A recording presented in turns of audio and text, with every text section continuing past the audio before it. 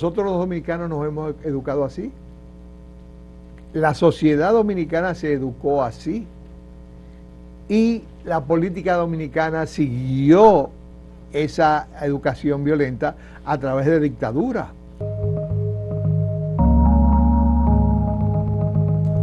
Bien, segundo, me interesa conocer cuál ha sido, digamos, la experiencia acumulada por la Organización Mundial de la Salud, por ejemplo, UNICEF, por ejemplo, como un desprendimiento, como una organización que sirve a la Organización Mundial de la Salud en materia de atención a niños, niñas y adolescentes, a la niñez y la infancia. La Organización Mundial de la Salud, hace mucho, creo que en 1990, comenzó esos trabajos y después creo que lo concluyó en el 2013. Te lo voy a buscar porque te lo traje.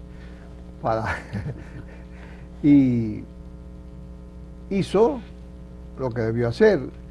Recopiló todos los estudios que se habían publicado sobre el castigo físico y te voy a leer las recomendaciones, que yo se las puedo mandar a los legisladores si no tienen computadora.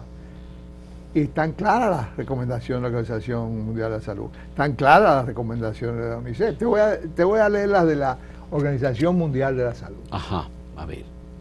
La Organización Mundial de la Salud, en materia de castigo físico en la niñez. Exactamente. ¿Y la adolescencia o solo en la niñez? Sí, niñez y adolescencia. Niñez y adolescencia. Los estudios es desde la edad de 4 a 14 años. De 4 a 14 años. De 4 a 14 años. Bien. Te lo voy a leer. Sí, léemelo, por favor.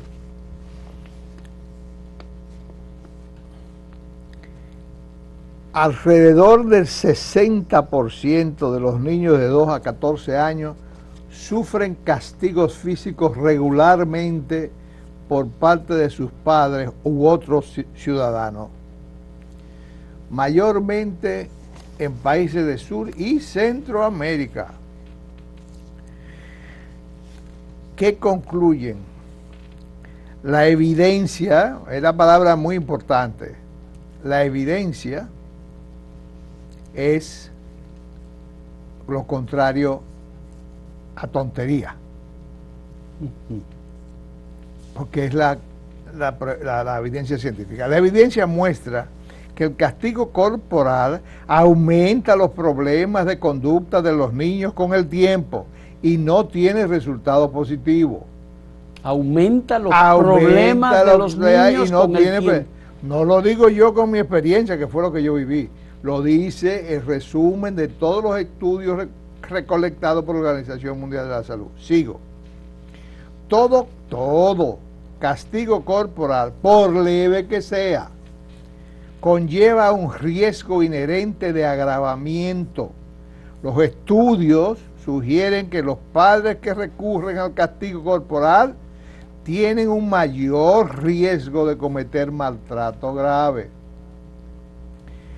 Tercero, el castigo corporal está vinculado a una serie de consecuencias negativas para los niños en distintos países y culturas, entre ellas mala salud física y mental, deterioro del desarrollo cognitivo, malos resultados educativos, aumento de la agresividad y perpetración de actos de violencia. Cuarto, el castigo corporal es una violación de los derechos de los niños al respecto de la integridad física y la dignidad humana, la salud, el desarrollo, la educación y el derecho a no ser sometido a tortura y otros tratos o penas crueles. Quinto, la eliminación de la violencia contra los niños se exige en varios objetivos de la Agenda 2030 para el Desarrollo Sostenible. ODS, Objetivo de Desarrollo Sostenible, ¿sí? Pero más explícitamente en el objetivo 16-2, entre comillas, poner fin al abuso, la explotación, la trata y toda forma de violencia y tortura contra los niños. ¿Verdad? Entonces, la última es el castigo corporal y los daños asociados se pueden prevenir. Aquí es lo que tienen que pensar los legisladores, lo que no pensaron los legisladores, lo que no estudiaron los legisladores. Es preventivo. Exacto. Se pueden prevenir mediante enfoques multisectoriales y multifacéticos que incluyen las reformas legislativas en los países, el cambio de normas nocivas en torno a la crianza y el castigo infantil, el apoyo de los padres y la ciudadanía y los programas escolares de educación.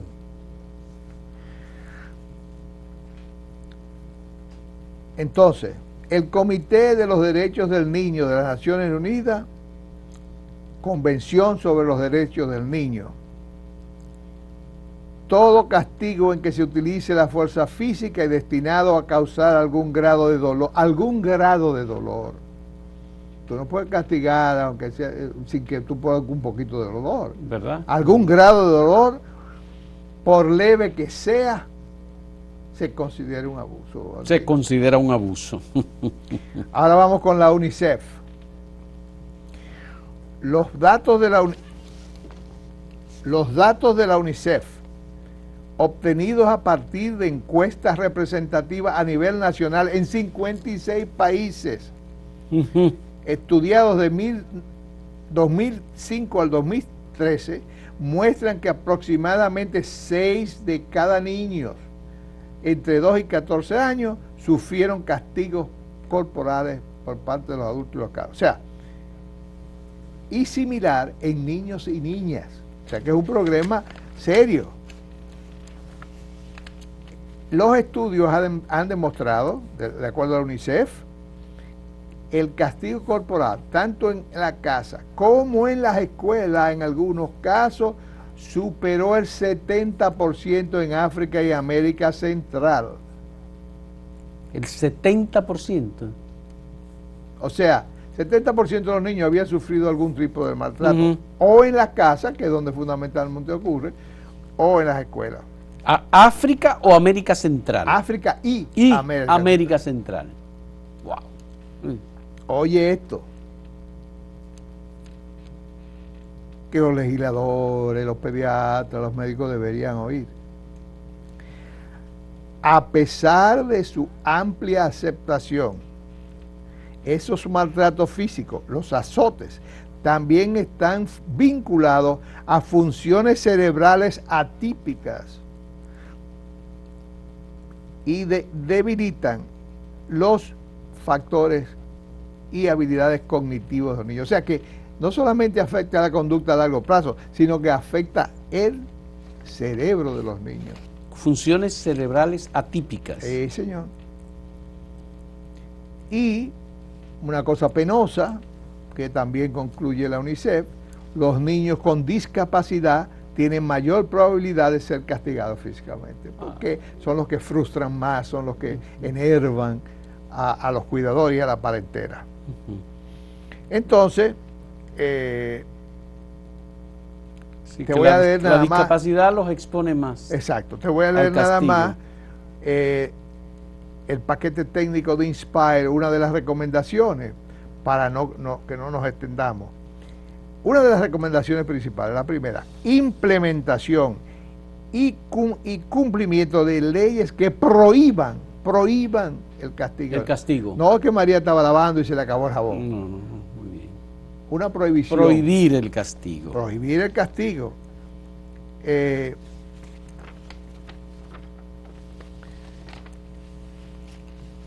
Entonces, esto está avalado, y te lo traje aquí para que vean que aquí nosotros no hablamos por hablar. Estos son los estudios. Estudios que se hicieron. Bien. Algunos. Ya. Eso sin contar lo que se llama los metaanálisis. El metaanálisis es, y ese estudio lo hicieron en Canadá, el metaanálisis es cuando tú coges 25, 26 estudios científicos de diferentes países, ¿verdad?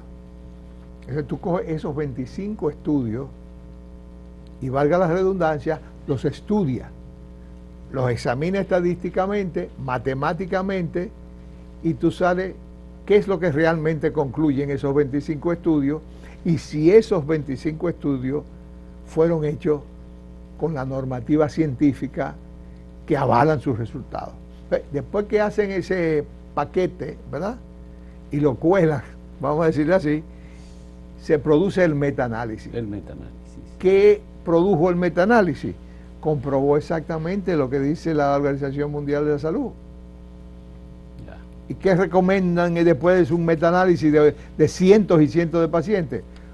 Una legislación estricta de prohibición. De prohibición y la educación, tanto en las escuelas como a través de las televisiones estatales, donde sea, de opciones de disciplina, porque es que hay opciones de disciplina. Eso quiere decir, segundo, que aquella idea que se maneja en República Dominicana de que una pela al año no hace daño, no es correcta.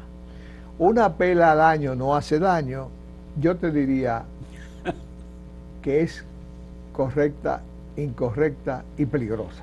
Y peligrosa.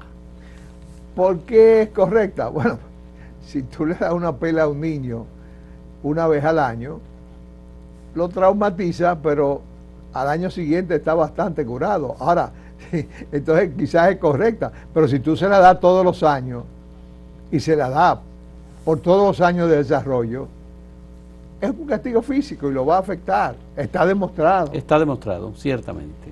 Produce miedo. Claro, sí. Incorrecta, porque hay otra forma de disciplina que está demostrado, y yo lo viví en mis 50 años de ejercicio, que son tan o más efectivas, más civilizadas, y que producen que esa señora de la piscina le dije al hijo, fulanito, detente, y no tenga que decirle 4 coños, 4 carajos, a darle un pecozón antes de que el niño se tire por la piscina. Entonces existen formas alternativas más civilizadas y peligrosas, porque también está demostrado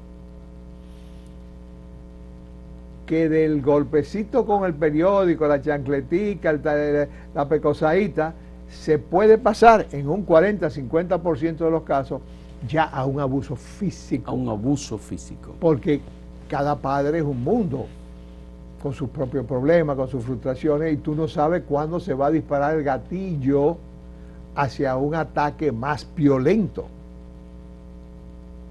Entonces es peligroso. O sea, en ese sentido, una pela al año no hace daño, es peligrosa. En resumen, es peligrosa. Es peligrosa. O un chancletazo. Pero es que si tú y los dominicanos... Porque nunca se debe renunciar al rol de educar. De educar principalmente. En la corrección. Para civilizar. Nosotros los Porque dominicanos, el castigo físico es un extremo. Un extremo. Pero nosotros los dominicanos nos hemos educado así. La sociedad dominicana se educó así. Y la política dominicana siguió esa educación violenta a través de dictaduras.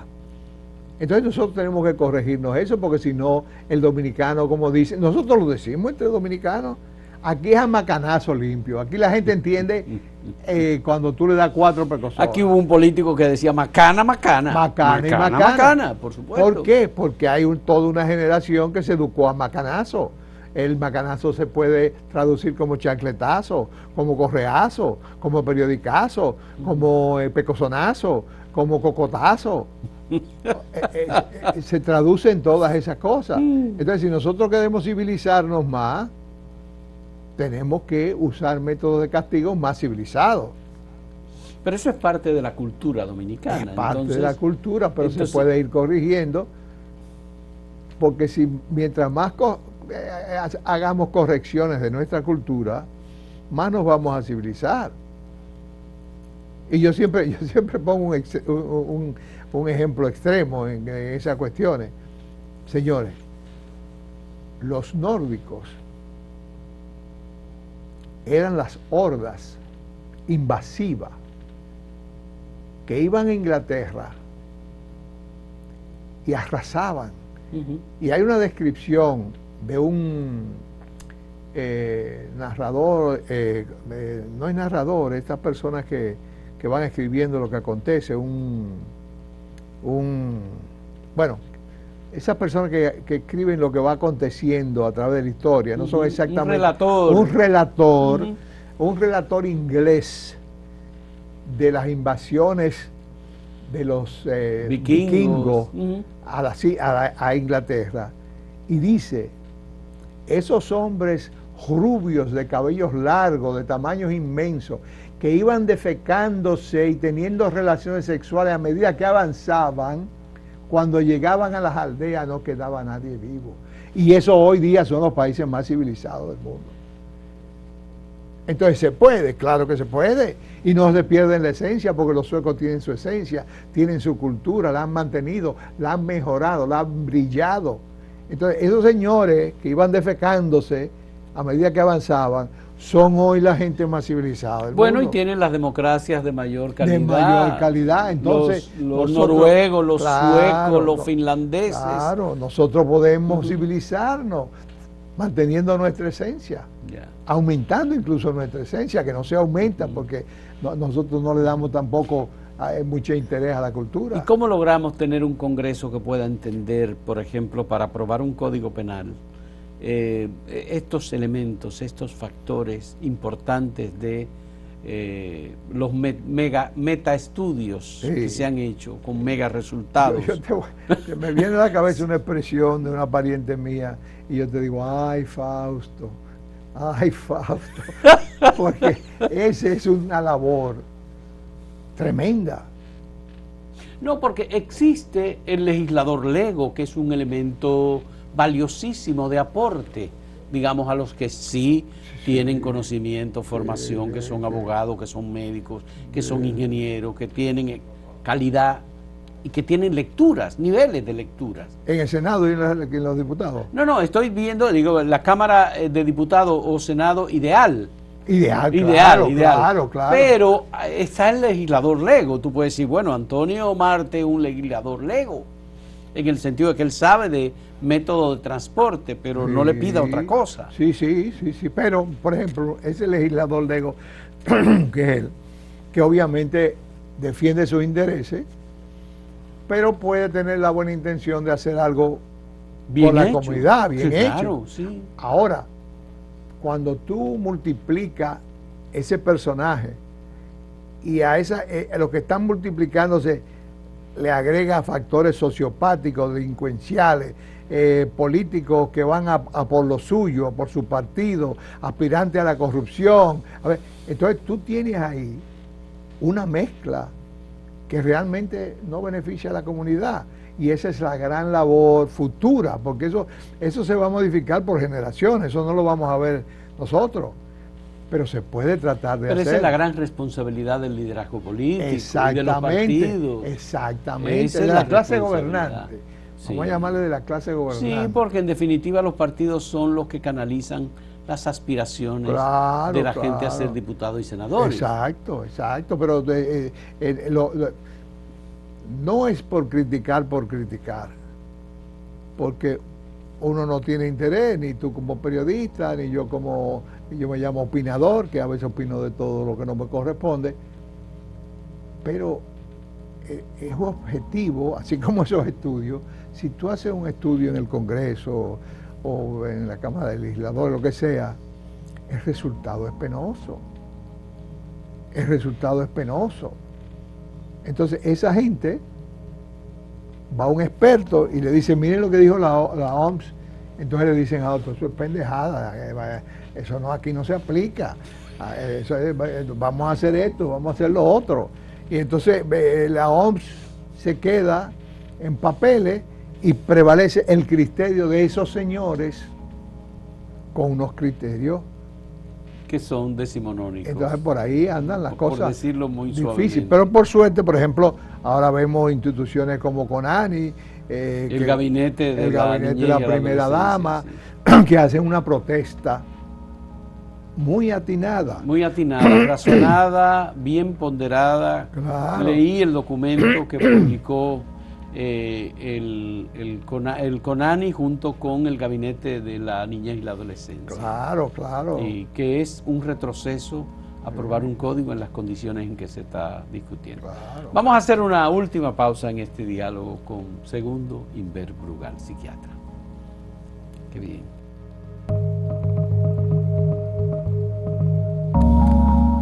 Segundo, si hay unas ideas ya preconcebidas y tenemos ese concepto trujillista, como tú dices, de que macana y el castigo es lo que vale. funciona y lo que vale, ¿qué podemos esperar de la sociedad que está sensibilizada, que tiene un criterio, que quiere un país más civilizado, que quiere un respeto para esos niños y niñas que van surgiendo, se van formando y que no deben obviamente evolucionar bajo el miedo o el castigo?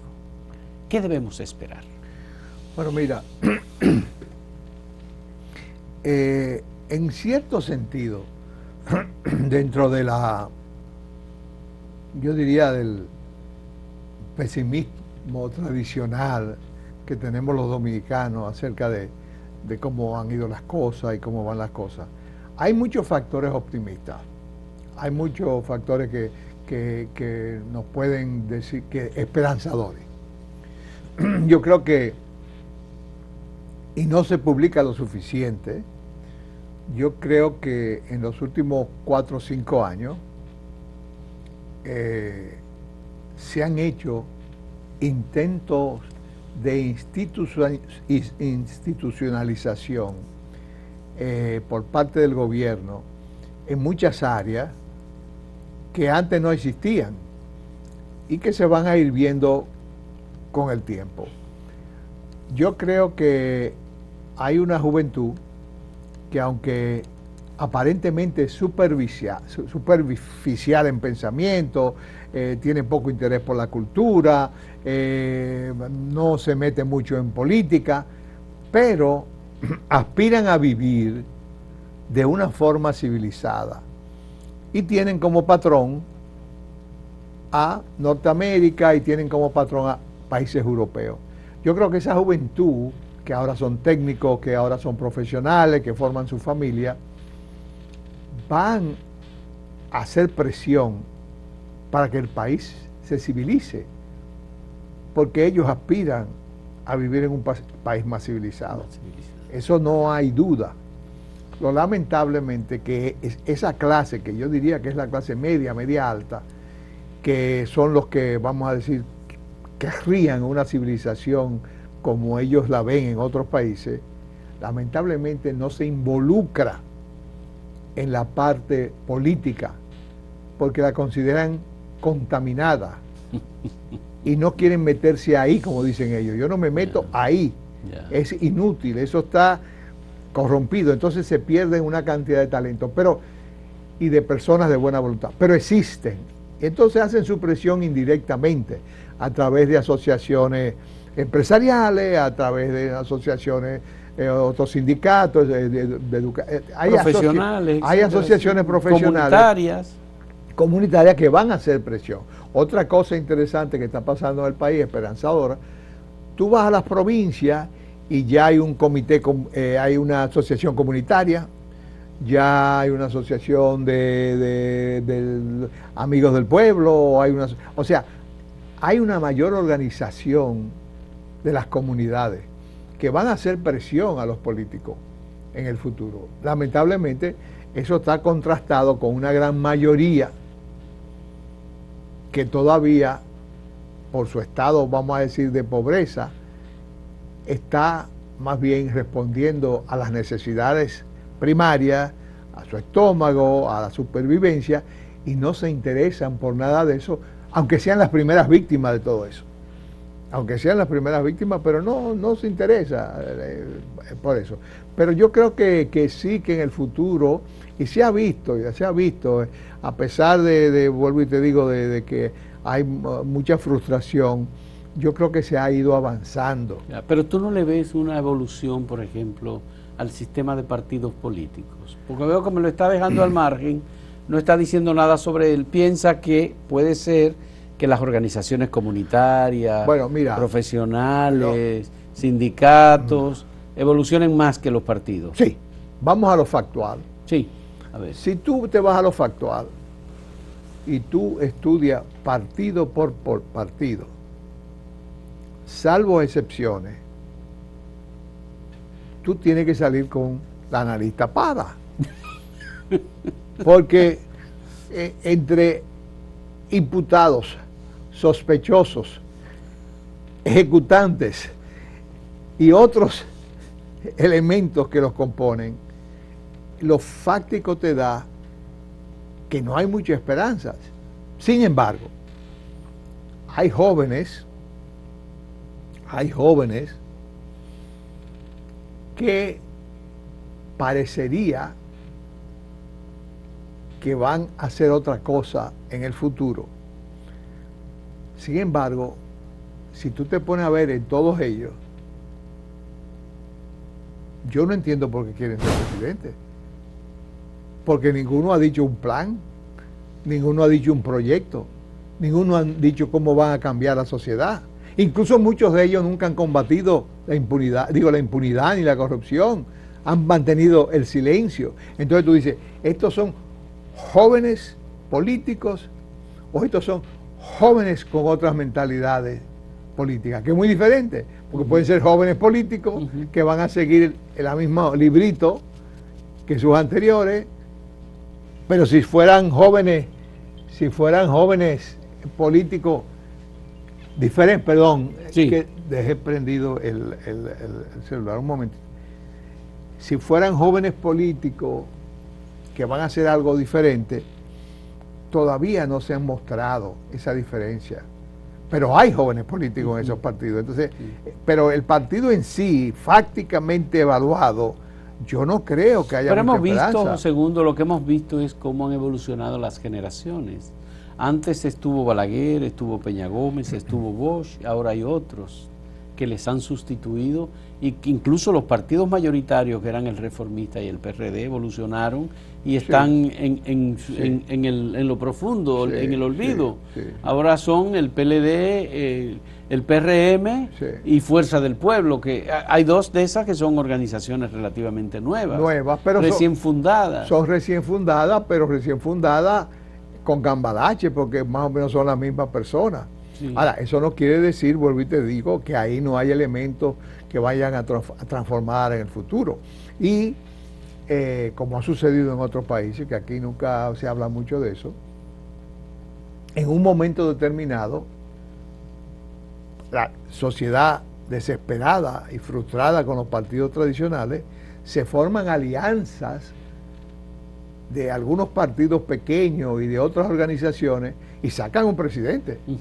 Eso ha pasado en Colombia, eso ha pasado en muchísimos pero aquí sitios. no ha pasado. Aquí no ha pasado, pero te quiero decir que hay muchas evoluciones. Bueno, el PRM, digamos que fue un partido que surgió del PRD y que hizo alianzas y se convirtió en mayoritario. Sí. Ahora bien, eso, dicho eso, con esa evaluación particular mía, hay que reconocer que en estos 4 años ha habido un cambio. No el cambio que queríamos, pero ha habido un cambio. Pero son, por ejemplo, Hipólito Mejía, Danilo Medina, Leonel Fernández, una generación intermedia de transición. Mira, para ponerlo así en términos de generaciones. Para ponerlo en términos de generaciones, a mi entender, vuelvo y te digo, ni soy político, ni soy analista, ni soy sociólogo. De todos esos, el único que pudo ser el gran relevo, a mi entender, fue Leonel Fernández. Después los otros, yo creo que pertenecen más bien a la vieja escuela de políticos dominicanos. Leonel Fernández, por su educación, por su experiencia internacional, etc., pudo haber sido el gran relevo, pero desencantó. Desencantó. Entonces yo creo que ahí, en esas generaciones, pudo haber sido el gran relevo. El actual presidente, yo creo que fue el que nos presentó, vamos a decir, la carpeta de un relevo. Sí. Por su perfil personal, por su forma de hacer política, por su forma de ser, por las propuestas que hizo Yo creo que ese fue... Y las alianzas y las consignas que finalmente se dieron, porque eso, el deterioro del Partido de la Liberación Dominicana fue muy notable. Muy notable, pero entonces yo creo que este presidente, a pesar de que, a mi entender, que no soy político ni nada, se ha quedado corto en lo que pudo y puede hacer, ha sido la diferencia. Ha sido la diferencia y creo que hemos tenido la suerte de que esté gobernando a pesar de que quisiéramos más. ¿Se entiende? Pero no, los partidos políticos, resumiendo tu pregunta, a mí no me dan gran esperanza. Bueno. Es una sociedad que evoluciona y que tiene otros factores que intervienen. Lo que está pasando a nivel internacional es un elemento, tú que vienes incluso de vivir en Estados Unidos y que conoces un poco cómo está la cuestión política en Estados Unidos, hay mucha irracionalidad, hay mucho desenfreno, hay ruptura de los procesos democráticos, de los procesos relacionados con el respeto a los derechos de otras instituciones como el Congreso, los tribunales, los derechos adquiridos de las personas, etcétera. Todo eso de algún modo nos toca. Nos toca. Porque nosotros hemos mirado demasiado hacia Estados Unidos. Es el modelo, por eso te decía de esa clase que tiene eso como modelo, en sus buenas y en sus malas. Esas clases, por ejemplo, muchos de esas clases eran trumpistas, porque ven a Trump como el antipolítico. El antipolítico. Que ese es el genial engaño que produce Trump y termina con un culto, porque lo que Trump es no es un partido, no es una organización con ideas. Trump es un culto que arrastra a la gente que ha estado totalmente en contra del sistema porque el sistema no los amparó, no los benefició. Entonces, Trump ágilmente, genialmente podríamos decir, que esa es su única genialidad, la mercadología. Mercado. Le habla a esa gente, incluso esa gente. No son republicanos. No forman parte. No forman parte de nada de eso. Sí. Y esa gente se deleita con las torpezas de Trump, porque se identifica con ella, porque son la parte más inculta. Son los que se llaman MAGA. Exacto, eso, ellos se identifican cuando Trump dice una barrabasada, o Trump dice, yo no sé quién era el que empezó el movimiento de independentistas en Estados Unidos. Ellos les encanta eso porque ellos no lo saben tampoco, porque Estados Unidos es uno de los países más incultos que hay. Es un país paradójico, tiene las universidades mejores del mundo y una población inculta. Inculta, sí.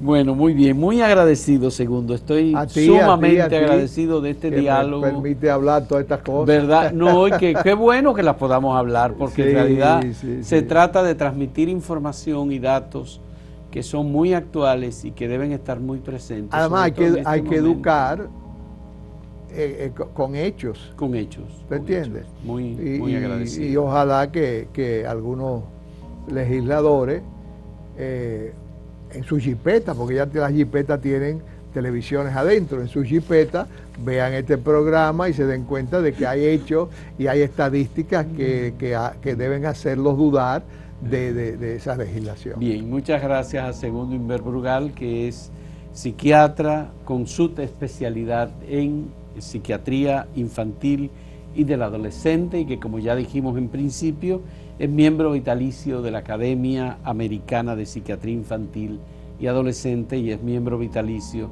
de la Asociación de Psiquiatría Americana y miembro del Real Colegio de Médicos y Cirujanos de Canadá y Reino Unido, aparte de que tiene ya 50 años de ejercicio en la psiquiatría infantil. Muchas gracias.